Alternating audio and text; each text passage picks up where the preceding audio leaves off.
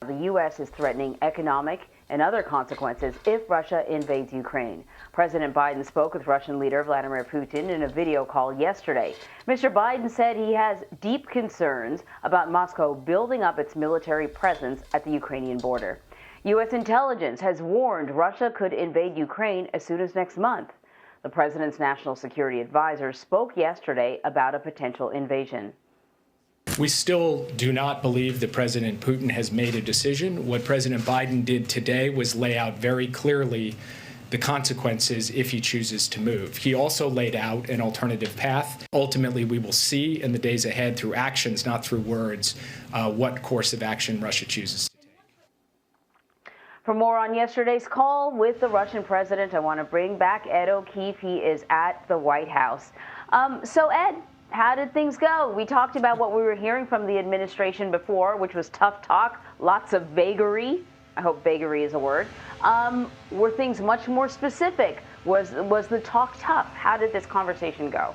Well, as Jake Sullivan put it, it was a useful meeting in that it allowed the two leaders to speak frankly and directly to each other about this situation and some other areas of concern, including cybersecurity, the Iranian nuclear talks, and other strategic concerns there in the former Soviet sphere, if you will. But they left the meeting with no better sense of whether or not Putin is indeed planning for a military invasion. Regardless, the U.S. made clear that the United States and its European allies are ready and willing to respond in bigger, bolder ways than they have in the past to this kind of aggression. And if Russia invades Ukraine, the response will be far sharper than it was back in 2014 when Ukraine invaded and then annexed the Crimea region from Ukraine. U.S. officials have referenced potential consequences if Russia invades Ukraine. Can you explain what those are and what the intended effect would be for Russia? We can't, because we don't know what specifically is being considered. Sullivan made very clear that they don't want to discuss it in public, but that the possibilities of what could be, what could happen are being conveyed to the Russians through Americans and European leaders as well. But look, it's obviously some kind of sanctions. And the general gist of it is that Russia would essentially be removed from the international economic space if they can convince enough European and Asian powers especially to cut them off in one way or another. The other bigger question perhaps here in Washington would be, does the United States, do the Europeans do anything regarding the ongoing construction of what's called Nord Stream 2, or a gas pipeline that's supposed to run from Russia into Europe to help fuel the continent during the cold winters. There has been talk here in the United States about possibly sanctioning Russia for its ongoing construction, but European leaders want to see that gas pipeline constructed because it is essentially allowing gas to get into Europe quicker and therefore at a less expensive rate. But even some European leaders apparently have told Americans that they understand that that pipeline may have to be reconsidered if Russia were to take such steps. So experts say watch to see what they do, what the Russians say in the coming days and weeks, and if they start to back off, it's a sign that the president's outreach this week and coordination with European leaders is working.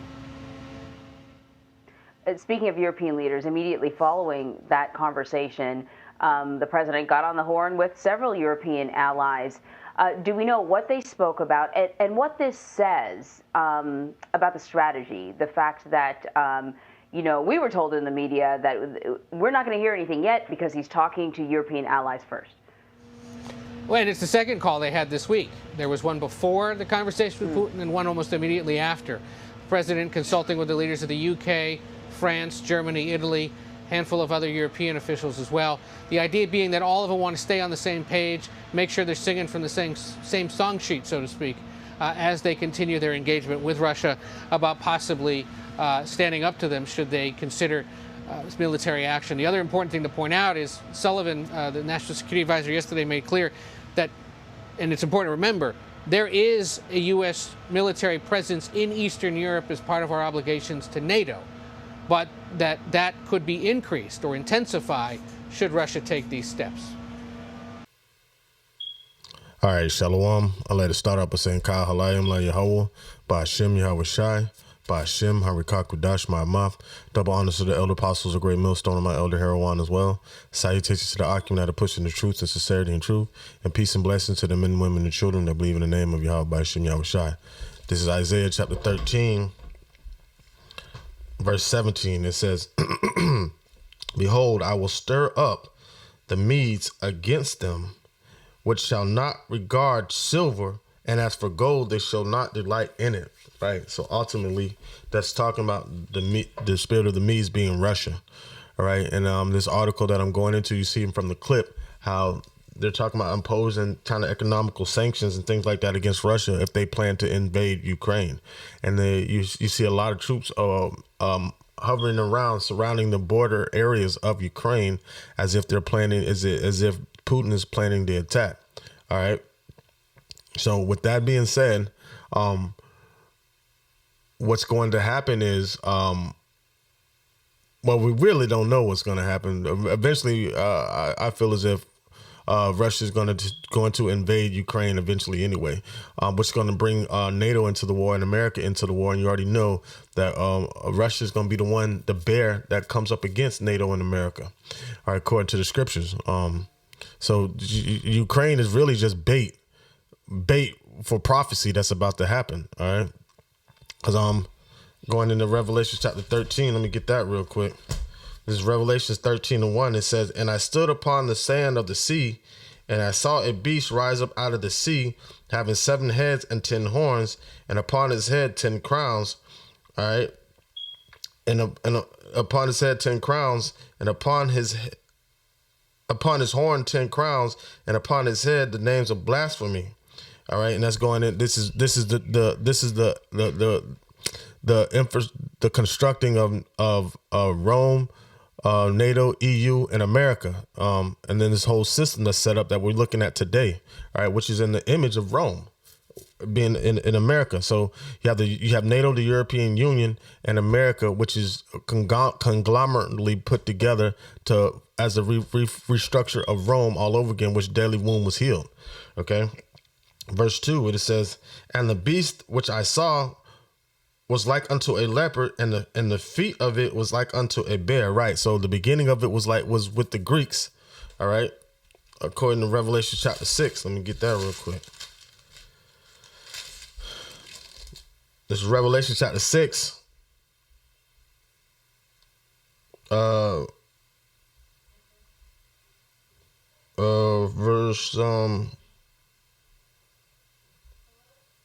Verse 4, it says, And then went out another horse that was red, and power was given to him that sat thereon to take peace from the earth, and that they should kill one another. And there was given unto him a great sword. All right, and that's the rise of the Esau's system, starting with Greece, with Alexander the Great. And that great sword they went throughout conquering. So now they modeled NATO after the army of Alexander, all right? Alexander the Great and the Greeks, all right? Because according to Maccabees, that he won many wars and many strongholds and went throughout the earth, killing. Let me get it. Okay, it says this is First Maccabees chapter 1, verse 2, and it says verse 1. It says, And it happened after that Alexander, son of Philip the Macedonian, who came out of the land of Shittim, had smitten Darius, king of Persia, and the Medes, that he reigned in his stead first over Greece. All right, and that was around from 334 to 330 BC. And made many wars and won many strongholds, and slew the kings of the earth, and went through the ends of the earth, and took spoils of many nations, insomuch that the earth was quiet before him, whereupon he was exalted and his heart was lifted up. Right. And what does that sound like? That sounds like NATO, like who can make war with the beast. All right. So this is our Revelations 13 and 2, and it says, And the beast which I saw was like unto a leopard. So that's the beginning of it, dealing with Alexander, and his feet like as the feet of a bear, and that's Russia being the end of it. All right. End all tell all. And that bear means being enough. And the mouth as the mouth of a lion, and that's being Great Britain. And the dragon gave him power and his seat and great authority. So the dragon being your European Union. All right. It says, And I saw one of his heads as if it were wounded to death, and his deadly wound was healed, and the world wondered after the beast. All right, and so that deadly wound was healed by America. All right, by NATO, European Union, and ultimately America pushing the image of the beast. All right, pushing that in New World Order that's being brought forth. All right, by the European Union and the beast. This whole image. All right, okay. Verse 4, and it says, and they worshiped the dragon, which gave power unto the beast, and they worshiped the beast, saying, who is like unto the beast? Who was able to make war with him? All right. So who was able to make war with Greece? Who was able to make war with Rome? And nowadays, who was able to make war with NATO? All right. So really, Rome and NATO and the European Union, NATO, and America is what is the infrastructure of how the Roman Empire was, and that deadly wound was healed through this whole image that you're seeing being set up right now. All right. So who could make war with Rome at that time? Rome was known for its military, and today who could make war with NATO? Anybody touches any one of the allied NATO countries, they got to see about all of them.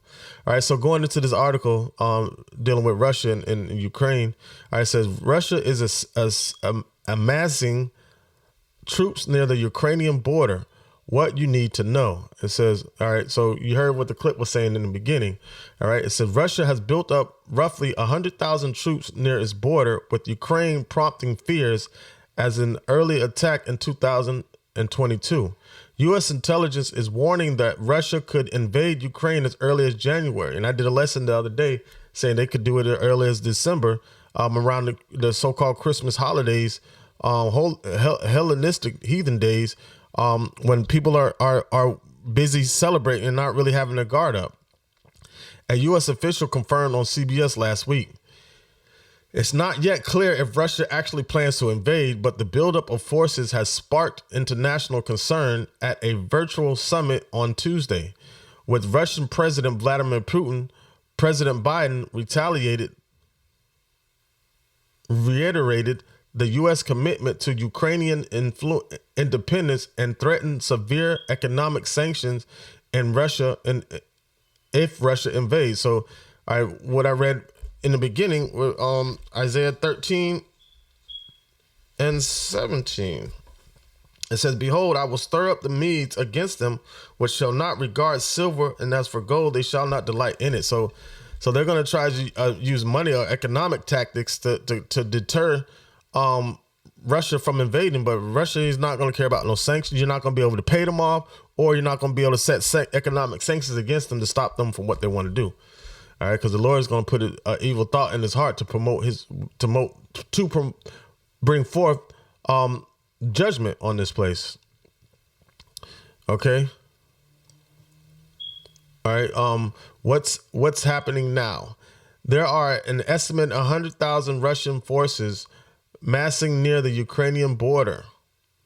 Those forces currently lack the support units needed to sustain an invasion, but a U.S. official told CBS News that Russia has embarked on a sudden and rapid program to establish a ready reserve on the support it would need. U.S. officials have also accused Moscow of mounting an aggressive information operation to destabilize Ukraine politically, undermine its social cohesion, and pin blame for any escalation on KYIV and NATO. All right. So a potential for 175 Russian forces near Ukraine, evidence of recent artillery, equipment, personnel, movements, and planning. All right. I wish I could make that bigger, but I'm going to put a link to this article in the description box. All right. So you're seeing everything build up, you know.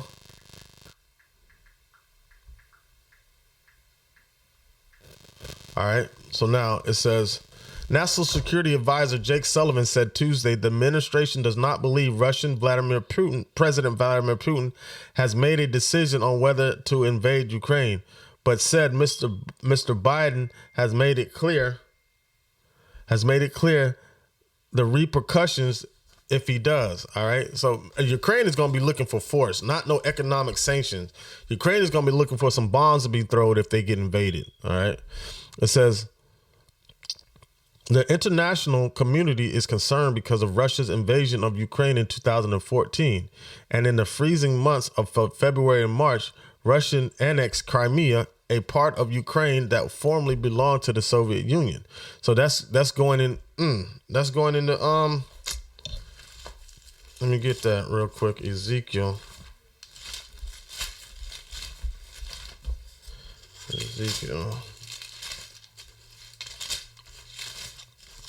Slack you 1 minute. All right. All right, this is Ezekiel 38. And, well, should I go to the point or should I start at 1? All right, let's start at 1. It says, "And the word of the Lord came unto me, saying, Son of man, set thy face against Gog, the land of Magog, the chief prince of Meshach and Tubal, and prophesy against it." All right, Gog being Kremlin, Moscow, Magog being Russia, and Meshach and Tubal being Eurasia. All right, so ultimately, you're witnessing Russia trying to form back the USSR, and that's all prophetic. All right, according to this right here, and it says, and even though that the Lord's raising them up, the Lord is still against them. Okay, verse 3, and it says, "Thus saith the Lord Yahweh, behold, I am against thee, O Gog, the chief prince of Meshach and Tubal. I will turn thee back and put hooks into thy jaws, and I will bring thee forth in all thy army, horses and horsemen, all them clothed with all sorts of armor, even a great company with bucklers and shields." Right. So now this is what you're seeing happening so it started with the 2014 invasion with Russia annexing Crimea, which was part of the former Soviet Union, which they're trying to, and that's what they're trying to gather up. And then they're telling NATO to stop telling America and NATO to stop trying to push westward with NATO, trying to get other countries to form NATO to surround Russia. And Russia is warning against that. All right. So it says the international community is concerned because of Russia's invasion of Ukraine in 2014. In the freezing months of February and March, Russia annexed Crimea, a part of the Ukraine that was formerly belonged to the Soviet Union. The annexation is not recognized by the international community, right? But it's going to have to be eventually, because now it looks like that Russia is trying to go get the rest of Ukraine.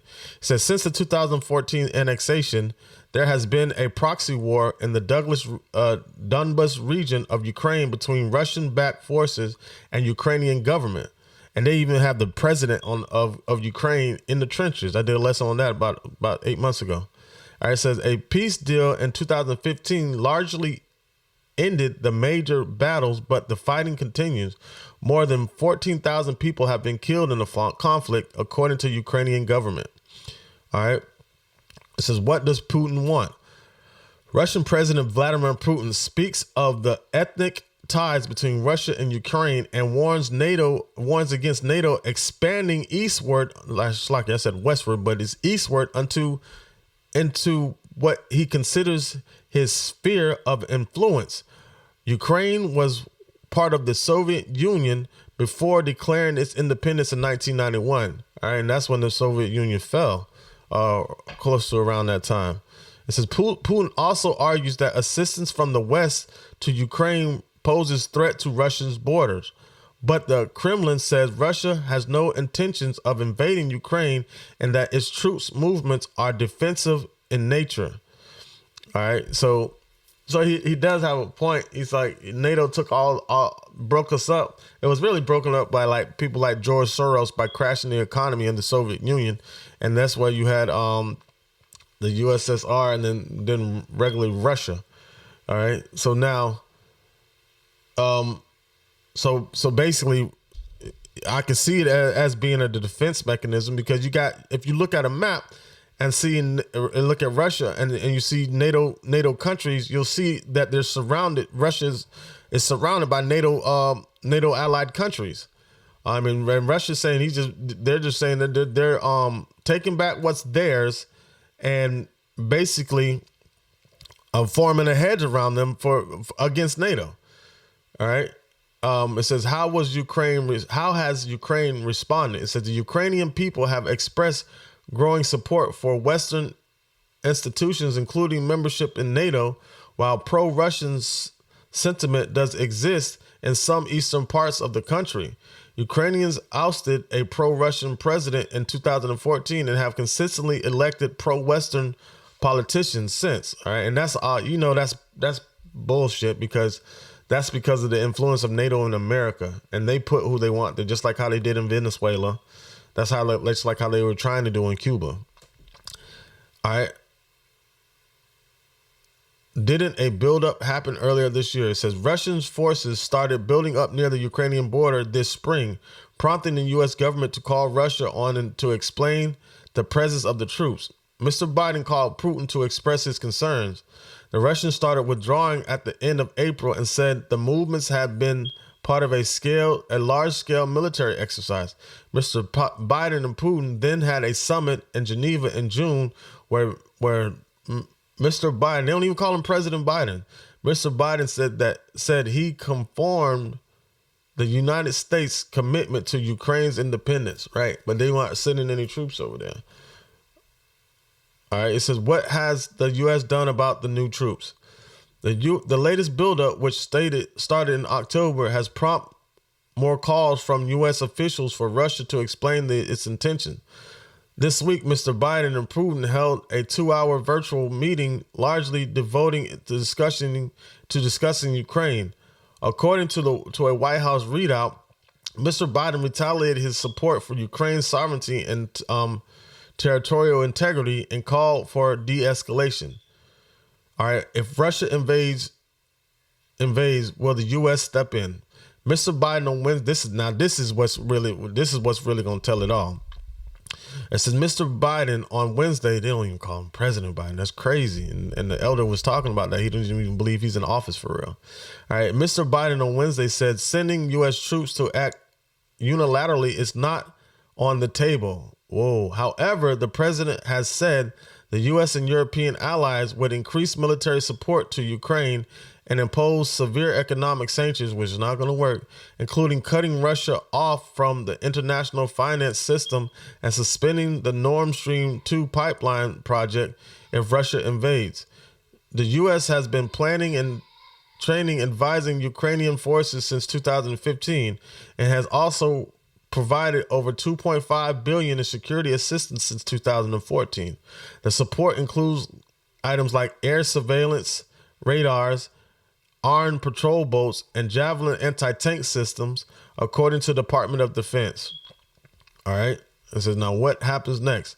U.S. officials say Russia can launch an incursion at any time, but its forces do not yet have the logistical units in place to sustain an operation for more than a couple of weeks. The U.S. assessment is that Russia would wait for the ground to freeze before sending tanks and other tracked vehicles into Ukraine. CIA director, but they were saying, I said it in the last video, but they were saying that, he could do it before the ground freezes, which would catch them off guard. CIA Director William Burns said Monday that Putin may also be waiting for a moment when other European countries are distracted with their own affairs, citing the new incoming government in Germany and France presidential election next year. But for now, it is not clear if Putin wants to actually mount an invasion or is using the threat of an invasion to win concessions from the West. All right. So it might be a chess move, but it might be him just setting up for all out war. Who knows? But eventually Russia's going to be the one that takes America down, man. All right, so it is what it is, man. You see from the clip in the beginning and from this article, man, it's all prophetic. You know, this is all the word of Yahweh by Shem Yahweh Shai, man. It says the beginning of it was like a leopard and the end of it was like a feet. And you're seeing the feet of it was like a bear. So you're seeing that bear being risen up out of hibernation. They went into hibernation when the Soviet Union fell. But like according to the prophecies of Ezekiel 37, which we just read, or Ezekiel 38, Slakia. The Lord shall put hooks back into their jaws to turn thee back. So turning them back into that old form of the Soviet Union as being a powerhouse. All right. Being a powerhouse, being able to buck up against NATO and buck up against America. How are they able to buck up against NATO? Well, with the alliances from Iran, North Korea, China. All right. China being a very powerful economic powerhouse who sustained their economy after the whole pandemic. And now America's economy is getting tested. So America really can't afford to go to war. That's why it's not on the table for them to send troops over if Russia does invade. All right, Lord willing, this lesson is edifying to serve this purpose. And with that, I like to say, Ka Halayim, La Yahweh, Ba Hashem, Yahweh Shai, Ba Hashem, Harika Kudash, my Amath. Double honors to the elder apostles, a great millstone, and my elder Herawan as well. Salutations to the Akim that are pushing the truth, the sincerity and truth, and peace and blessings to the men, women, and children that believe in the name of Yahweh by Hashem, Yahweh Shai. Shalom.